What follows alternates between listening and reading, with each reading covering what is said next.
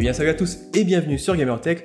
Aujourd'hui je vous présente la Cooler Master MM710, tout simplement la souris la plus légère du marché, avec seulement 53 grammes sur la balance. Alors des souris légères, il y en a de plus en plus sur le marché, notamment depuis la sortie de la Glorious Model O, et ici la Cooler Master MM710, elle reprend un peu un principe similaire, avec donc une coque perforée et un câble très flexible, qui permet d'avoir un poids de seulement 53 grammes. Donc le modèle du jour, il se démarque quand même sur plusieurs points, notamment au niveau de la taille, puisqu'elle va être plus compacte que la Glorious Model O, et elle va donc plutôt s'adapter aux petites mains. On n'aura également aucune zone de rétroéclairage RGB, encore une fois pour limiter le poids, mais également au niveau du prix, puisque la Cooler Master MM710 est disponible aux alentours des 50 €. Donc on va découvrir tout ça ensemble dans cette vidéo. Je vous rappelle que j'ai également déjà testé d'autres souris plutôt légères, avec notamment la G Pro Wireless qui elle fonctionne en sans fil et qui pèse seulement 80 grammes, ou encore la Razer Viper, donc qui elle pèse de mémoire 69 grammes environ. D'ailleurs au passage, vous devrez bientôt recevoir la nouvelle Razer Viper Ultimate qui elle fonctionne donc en sans fil avec seulement 74 grammes et qui sera donc la souris sans fil la plus légère du marché. Donc encore une fois, n'hésitez pas à vous abonner et activer les notifications pour ne pas rater tout ça. Allez, on commence avec le unboxing et la souris est livrée dans une petite boîte cartonnée, reprenant le code habituel de la marque. On y découvre quelques visuels de la MM710 ainsi que ses principales caractéristiques. A l'intérieur, la souris s'accompagne d'un petit livret d'utilisation ainsi que d'une paire de patins supplémentaires, un bon point que l'on aimerait retrouver sur plus de modèles actuels. Côté design et ergonomie, la Cooler Master MM710 est la première souris à coque perforée à débarquer sur Gamertech, et le constructeur mise ici sur la sobriété pour séduire les amateurs du genre. A la différence de la concurrence, la MM510 se veut plutôt simple et efficace, sans fioriture ni RGB à tout va. Le modèle présenté aujourd'hui embarque une coque noire mat, mais d'autres références devraient prochainement débarquer, avec notamment un coloris blanc et la possibilité d'opter pour une coque brillante. Concernant la construction de la souris en elle-même, deux points se font immédiatement ressentir lors de la première prise en main. Tout d'abord ses dimensions particulièrement compactes et son poids plume, avec une longueur d'environ 116 mm, une largeur de 62 mm ou encore une hauteur de 38 mm pour un poids de seulement 53 grammes, la MM710 est clairement une petite souris. On y reviendra un peu plus tard, mais les joueurs avec des grandes mains auront peut-être du mal à véritablement la maîtriser. L'autre point qui saute évidemment aux yeux, ça va être les perforations présentes tout autour de la souris.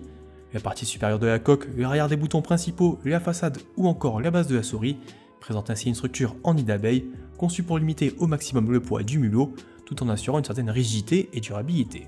À première vue, les finitions semblent très correctes et les plastiques utilisés ne semblent pas broncher sous d'importantes pressions ou tensions.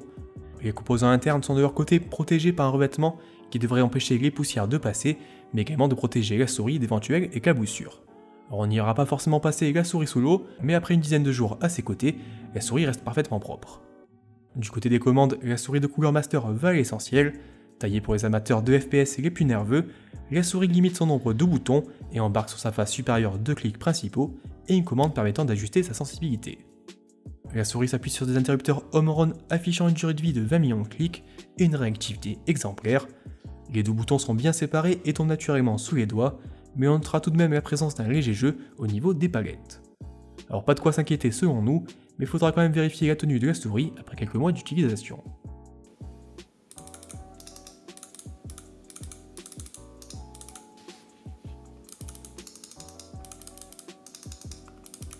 Entre les deux boutons, une molette plutôt fine embarque un revêtement texturé et d'écran léger mais suffisamment marqué pour être parfaitement précis.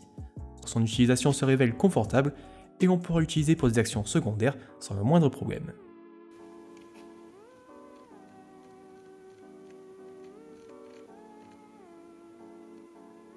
Derrière le bouton dédié au DPI se veut discret et ne gêne en rien l'utilisation de la souris. Ici logiquement pas de risque de l'actionner par défaut et de se retrouver avec une sensibilité énorme en plein milieu d'un face-à-face avec un adversaire. La souris étant pensée pour les droitiers, elle n'embarque pas le moindre bouton sur sa façade droite, ni de zone de grip d'ailleurs. Des concessions forcément obligatoires lorsque l'on souhaite limiter le poids de la souris, et je rappelle que cette MM710 ne pèse que 53 grammes.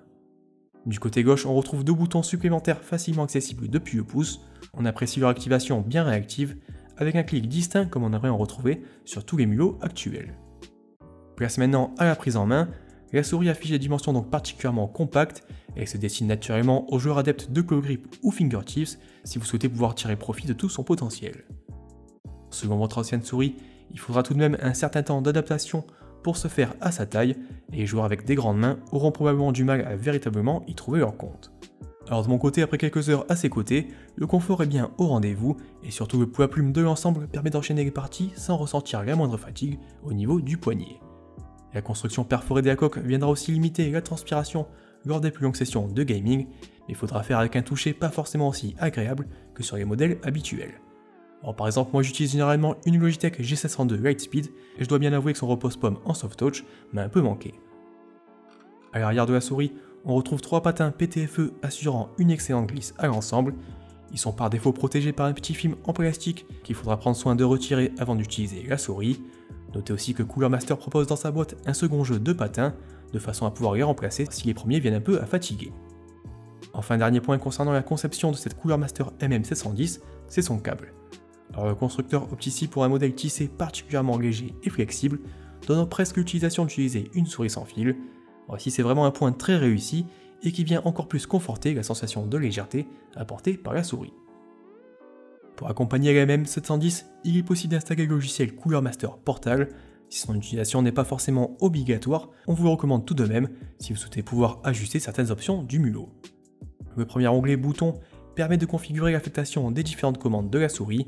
Le constructeur propose sa propre liste de commandes, mais il est évidemment possible de créer ses propres raccourcis ou de mettre en place des macros plus complètes. Via l'option Mouse Combo, le logiciel permet aussi d'ajuster quelques actions secondaires à vos boutons. Elles seront actives lorsque vous maintenez enfoncé le bouton DPI derrière la molette. Alors l'idée est plutôt bonne et rappelle un peu ce qu'on avait déjà découvert sur des modèles de chez Logitech ou Roccat, même si ici l'activation demande une certaine gymnastique. En plein jeu, il n'est pas forcément très simple d'activer ces commandes secondaires, et on les recommandera plutôt pour des raccourcis bureautiques. Autre point à revoir concernant cette option Mouse Combo, si vous maintenez le bouton DPI puis que vous le relâchez sans forcément effectuer de commandes alternatives, la souris enregistrera un cycle de DPI. Alors encore une fois, c'est pas forcément l'idéal en pleine partie, et on espère que ce petit problème sera directement corrigé via une mise à jour du firmware. Place maintenant au second onglet Performance, qui comme son nom l'indique vous permet d'ajuster les options du capteur optique. On pourra configurer jusqu'à 7 niveaux de sensibilité, de 20 à 16 000 dpi, avec un pas de 100 dpi. Alors en pratique, j'imagine quand même mal pourquoi les joueurs auraient besoin de tant de niveaux de sensibilité, et il est malheureusement pas possible d'en désactiver certains pour se limiter par exemple à seulement 3 niveaux. De plus, un pas plus fin que 100 dpi aurait été appréciable pour les joueurs les plus pointilleux.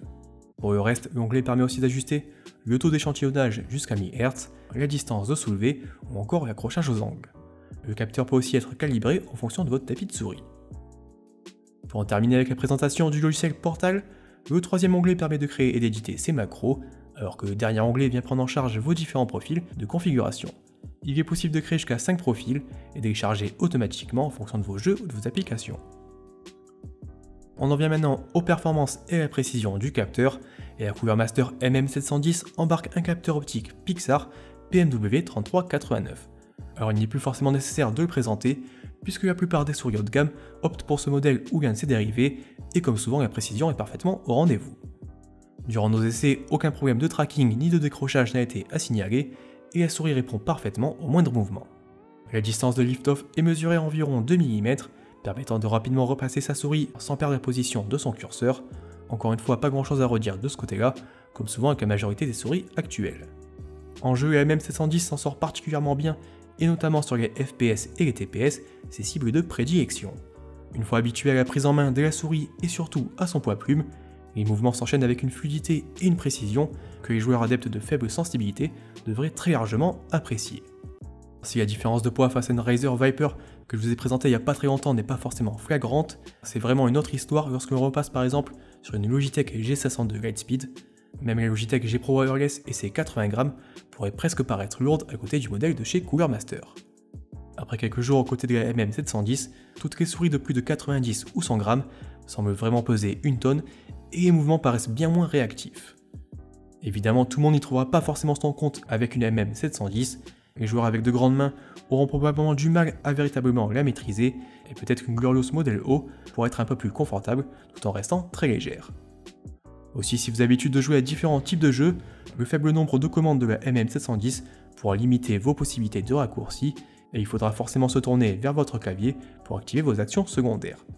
En clair, les amateurs de MMO RPG ou les joueurs alternant entre gaming et bureautique passeront probablement leur chemin. Allez, voilà un peu pour cette présentation de la Cooler Master MM710. Donc comme d'habitude, n'hésitez pas un peu à me dire dans les commentaires ce que vous en pensez. Donc moi de mon côté, je trouve vraiment que c'est une très bonne souris et peut-être même la meilleure si vous êtes à la recherche d'une souris donc très légère et facile à manier. Après, il faudra quand même garder à l'esprit que la souris est quand même très petite et qu'elle ne sera pas forcément adaptée à toutes les mains. Donc voilà, si vous avez des questions, n'hésitez pas à les poster dans les commentaires. N'oubliez pas non plus de mettre un petit pouce bleu si la vidéo vous a plu. Et bien sûr à vous abonner à la chaîne de Gamertech et activer les notifications, parce qu'on a pas mal d'autres vidéos intéressantes qui vont arriver prochainement, notamment sur d'autres souris très légères.